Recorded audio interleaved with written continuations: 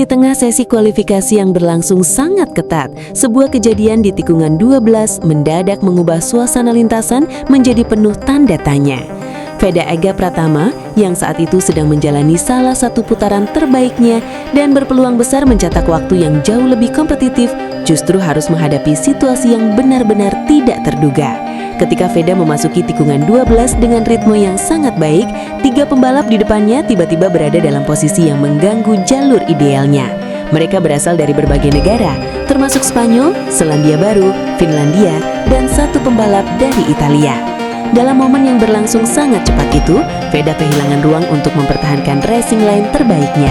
Situasi tersebut langsung memancing kebingungan dari sudut pandang Veda.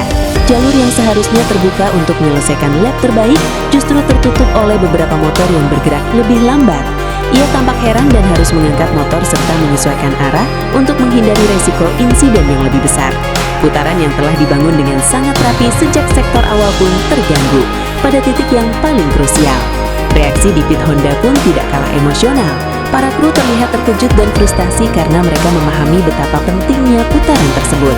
Semua data menunjukkan bahwa Veda sedang berada dalam jalur yang sangat menjanjikan untuk memperbaiki posisinya secara signifikan.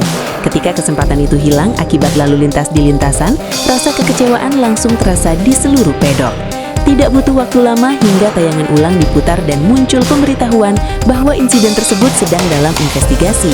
Hasil penelaahan resmi kemudian memperkuat kesan bahwa gangguan tersebut sangat merugikan upaya Veda untuk meraih posisi terbaik.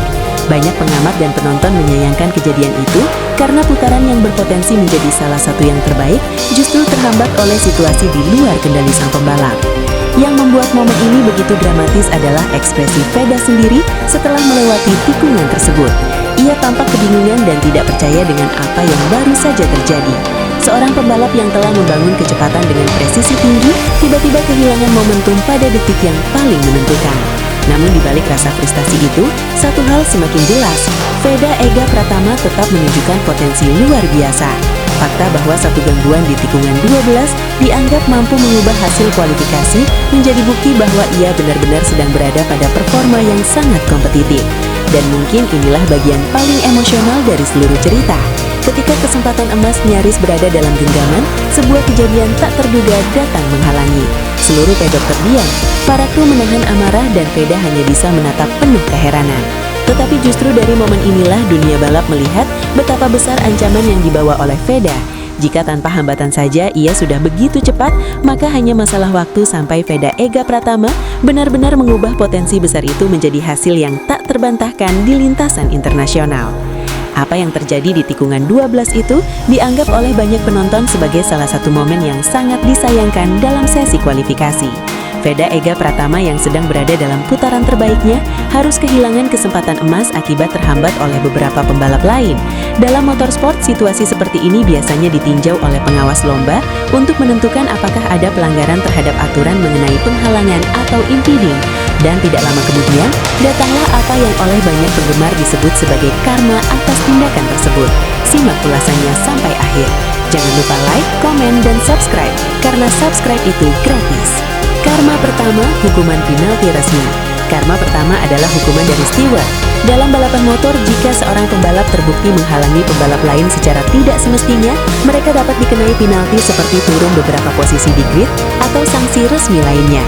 Hukuman ini menjadi konsekuensi langsung karena setiap pembalap wajib menjaga kewaspadaan dan tidak mengganggu putaran cepat rivalnya. Bagi seorang pembalap, penalti bukan sekedar catatan administratif. Turun posisi di grid dapat mengubah seluruh strategi balapan dan membuat peluang meraih hasil maksimal menjadi jauh lebih sulit. Karma kedua, hukuman sosial dari dunia balap. Karma berikutnya adalah reputasi di pedok internasional. Tindakan yang dianggap merugikan pembalap lain dapat mempengaruhi cara tim, komentator, dan sesama pembalap memandang seseorang.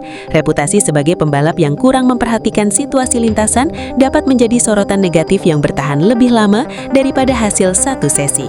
Komentator, pengamat, dan penggemar biasanya mengingat momen-momen seperti ini karena dianggap merusak persaingan yang seharusnya ditentukan oleh kemampuan terbaik setiap pembalap.